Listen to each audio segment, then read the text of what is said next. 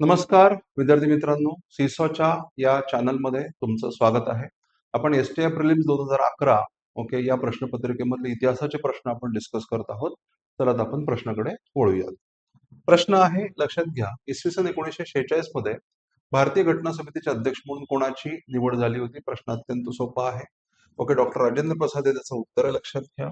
Okay, याशी निगडीत आता ऑफकोर्स ओके हा काय फार असा ट्रिव्हियल किंवा आवडचा प्रश्न नाहीये, पण त्याच्याशी निगडीत काही महत्वाची माहिती मी तुम्हाला या ठिकाणी शेअर करू इच्छितो, तर ती माहिती जरा समजून घ्या. त्या ठिकाणी काय सांगितलेलं की पंडित जवाहरलाल नेहरू हे 2 सप्टेंबर 1946 रोजी, ही तारीख लक्षात ठेवायची तुम्हाला. या तारखेवर प्रश्न अपेक्षित असतात. पंडित नेहरूंनी 2 सप्टेंबर 1946 रोजी हंगामी शासन बनवलं होतं, ज्याला आपण इंटेरिम गव्हर्नमेंट असं आपण म्हणतो, आणि त्याचे प्रमुख पंडित जवाहरलाल नेहरू होते. आणि या राष्ट्रीय मंत्रिमंडळामध्ये अन्न मंत्री म्हणून राजेंद्र ओके बाबूंचा समावेश झाला होता. हे वाक्य फारच महत्वाचं आहे. ओके, लक्षात घ्या. म्हणजे ते केवळ घटना समितीचे अध्यक्ष होते असं नाही, तर इंटरिम गव्हर्नमेंट जेव्हा फॉर्म झालं होतं, त्या इंटरिम गव्हर्नमेंटमध्ये अन्न मंत्री, फूड मिनिस्टर म्हणून देखील त्यांचा समावेश करण्यात आला होता, लक्षात घ्या. त्यानंतर मग 9 डिसेंबर 1946 रोजी घटना समिती स्थापन करण्यात आली होती, आणि त्यावेळेला राजेंद्र प्रसाद यांची एकमताने, तर एकमत या शब्दाला जरा लक्षात ठेवायचं आहे. एकमतात म्हणजे कोणीही त्याला विरोध केला नव्हता त्या गोष्टीला, म्हणून एकमताने त्यांचे अध्यक्ष म्हणून निवड झाली. आणि या समितीने 3 वर्षांच्या परिश्रमानंतर भारतीय राज्यघटना मंजूर केली, आणि त्यानंतर 1950 मध्ये ओके प्रजासत्ताक भारताचे पहिले राष्ट्रपती. आपल्याला हे सुद्धा माहिती, पण ते 1950 असं जरा लक्षात ठेवायचं. त्याच्यानंतर मग त्यांनी काय काय केलं, ओके मग या कालावधीमध्ये ओके अन्न मंत्री असतील, नंतर घटना समितीचे अध्यक्ष, नंतर राष्ट्रपती असतील, मग अशा महत्वाच्या जबाबदाऱ्या पार पाडत असताना ते काय करत होते बघा. त्यांनी आपले वेतन कमी करून घेतले, ओके, आणि राष्ट्रपती भवनाची शाही राहणीमानामध्ये त्यांनी आमूलाग्र बदल केला. साधी राहणी हे त्यांच्या जीवनमानाचं एक वैशिष्ट्य आपल्याला दिसून येतं. एक आदर्श त्यांनी प्रस्थापित केला असं इथं दिसून येतं.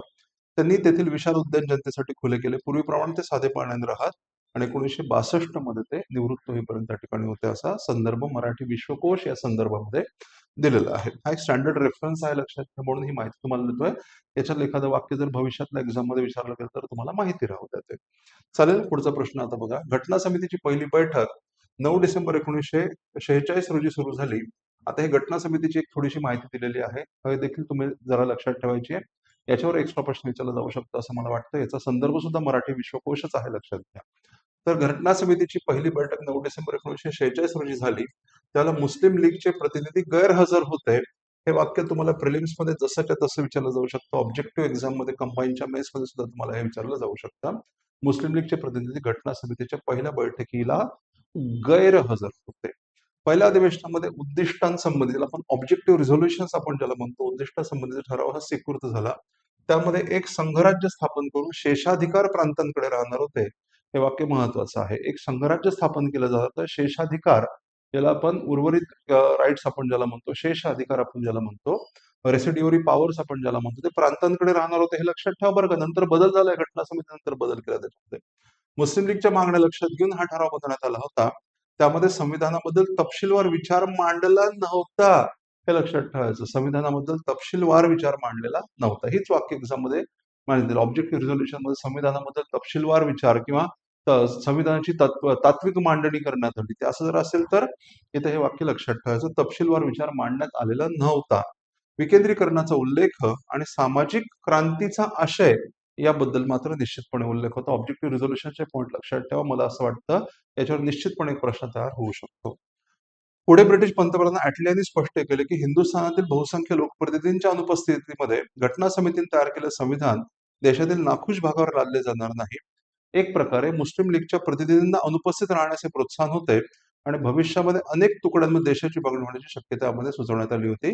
ते ॲटलीची घोषणा सुद्धा लक्षात ठेवा. मॉडर्न इंडियामध्ये याची सविस्तर आपण चर्चा करत असतो. पण मग हा जो राजेंद्र प्रसाद यांच्याशी निगडीत जो घटना समितीचा प्रश्न विचारला होता, त्याच्या अनुषंगाने हे एक्स्ट्रा पॉईंट्स मला डिस्कस करावेसे वाटले. या माध्यमातून काही महत्वाची माहिती मी तुमच्यासमोर आणण्याचा प्रयत्न केलेला आहे.